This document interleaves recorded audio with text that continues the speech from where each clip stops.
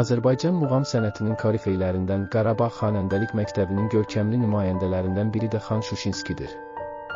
Əsl adı İsfəndiyar olan böyük sənətkar 1901-ci il avqustun 20-sində Qarabağın məşhur tayfalarından olan Cavanşir sülaləsinə mənsub Aslan bəyin ailəsində dünyaya göz açıb. İsfəndiyara xan adının verilməsinin maraqlı tarixçəsi var. Segah İslam tələbəsi İsfəndiyarla birgə Ağdamın Novruzlu kəndində bir məclisdə imiş. Ev sahibi İslam Abdullayevin arzusu ilə qrammofonu qurur və Təbrizli Əbülhəsən xanın ifasında Kürd şahnazını dinləyirlər. Hamının heyranlıqla qulaq asdığı bu ifadan sonra Segah İslam üzünü İsfəndiyara tutub deyir, bəlkə sən də bizim üçün Kürd şahnazı oxuyasan. İsfəndiyar 12-13 yaşından başlayaraq Cabbar Qaryağdıoğlu'nun, Seyid Şuşinskinin, Əbülhəsən xanın ballarını oxudub saatlarla qulaq asar, onların ifasının ən incə məqamlarını təqlid etməyə çalışardı.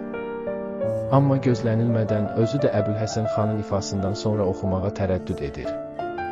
Amma İslam Abdullayevin sözünü də yerə sala bilmir.